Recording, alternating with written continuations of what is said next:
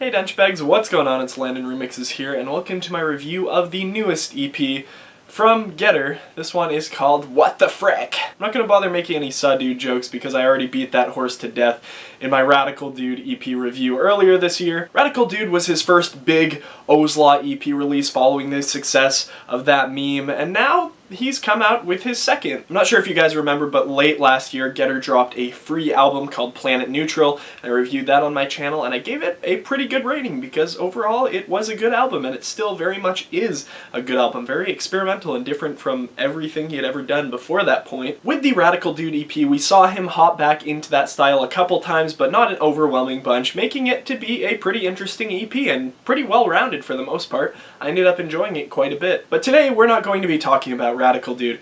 We're going to be talking about the EP that is What the Frick. I'd just like to throw it out there that this EP's theme connects to me on a spiritual level because some of the names of these titles, and especially the title of this EP, are legitimate things that I say.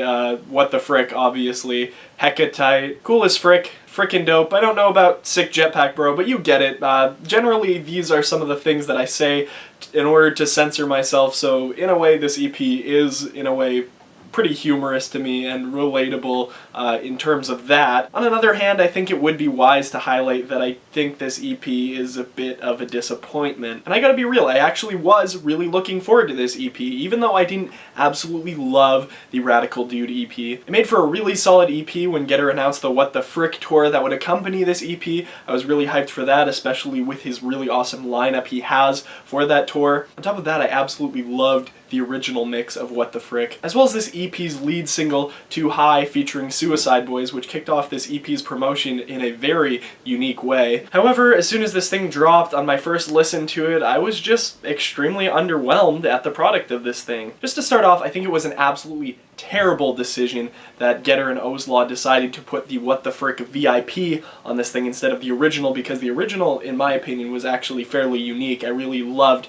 the chiptune influence that was used on it, and I think Getter did it, in a way, a lot better than a lot of people had. Most of that is stripped out of the VIP mix. It sounds a lot more like it's supposed to be this big, epic intro, but in a way, I don't feel like Getter does it as good as a lot of other big dubstep DJs have. Zomboy has done it successfully a number of times, like on his last EP, Neon Grave, as well as his album, The Outbreak. Instead of starting with the quirky energy that the original mix of What the Frick had, the VIP starts out on a really slow and cheap kind of tone, and honestly, it's just really hard to get through this thing because a lot of dubstep producers, when they make VIPs, they do a lot with it. For a good example, Barely Alive has done that very successfully on a number of tracks. Making dubstep into drumstep or drum and bass, people typically find a way to make their songs more interesting, but this one doesn't really do much. It almost sounds like the womps on this drop just sound a little bit out of order, like just a little bit misplaced from where the original was. And that can be argued differently for the second drop on this thing, which sounds quite a bit different from the original, which is probably my favorite part of the track just because it sounds so different from the original. But really, it didn't make up for the lackluster track that is the VIP of What the Frick. And following this lackluster intro is just disappointment after disappointment after disappointment after disappointment. And I've got to split up this EP into two categories. There's the tracks that has the Landon sayings, as I'd like to say, and then there's the final two tracks, which are definitely separate from the first half of this thing, and they work a lot better in this section. Other than disappointing, if I had one word to describe the first 5 tracks of this EP, it would be cheap, because this thing is just so brittle. Like there's very little substance to any of the material on this half. With the track Hecka Tight, we see Getter stepping into breaks, which of course I like seeing. Actually, I'm kind of hyped about the popularity that breaks has been getting. We saw Zed and Gray do a breaks track called Adrenaline really recently, which I didn't like too much at first, but I'm getting more used to it, and I think this is going to catch on and possibly become the next bass house, which is great because breakbeat is a genre that I can definitely respect. I would love to see how different producers across the board can go in to this genre. But like I said, just very little substance with this one. In fact, almost all the tracks on the first half of this EP feature the line of whatever the track is titled. Like this one's just like hecka hecka tight, hecka hecka tight, hecka hecka, and there's nothing to take away from it. Frickin' Dope does the same thing, except it sounds 10 times worse because the vocal chops on this one are just so bad. They completely overpower just about everything about this track besides the percussion, and thus the result is just extremely shallow. Cool as frick sounds like Getter trying to be Skrillex, trying to make MOOMBAHTON, and I've mentioned a couple times before in my reviews how I really don't love whenever Skrillex tends to step into MOOMBAHTON. He's done it at least semi-good before though, and this one just sounds like Getter trying to go in that direction, and it's just not really super rewarding. I can admit that I didn't absolutely hate the track Sick Jetpack Bro.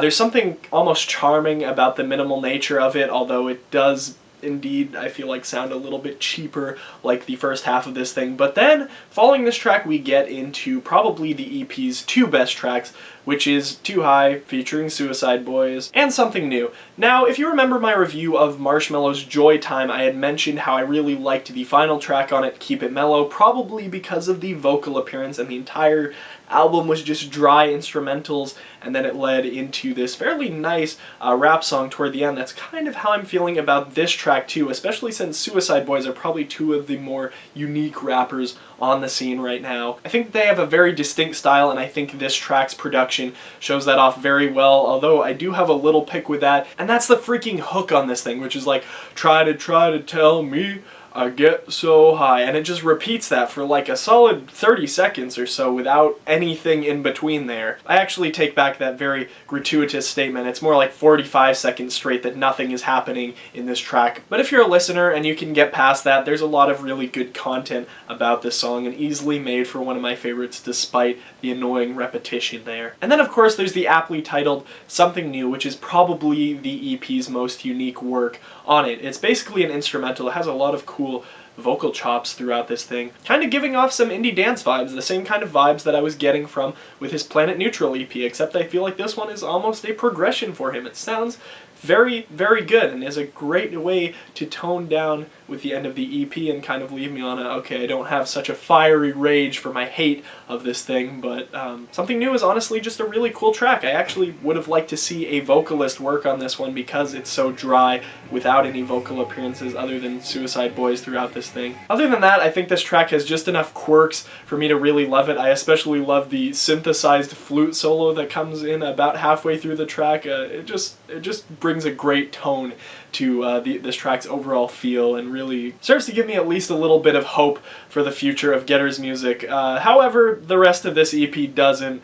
and I'm really just not crazy about the result of this thing. What the frack? Hey, I'm gonna give this EP a solid 2 out of 10. As usual, I have the stream linked in the description so you guys can go check out this EP if you haven't yet, although I'm assuming most of you have because this is like one of the most requested things on my channel right now. Almost all of you have commented for me to do this, so I'm excited I at least got to get my opinions out, even though a lot of you seem to like it, so I'm sorry if I disappointed you at all. It's just my opinion. It happens. But if you think you can convince me otherwise, make sure to let me know what you think down in the comment section below. I always read your comments. I try to reply to them when I can, so make sure to leave me a little memento of love. Anyway, I'm Getter. I hope you guys enjoyed this review, and I'll see you guys later. Peace.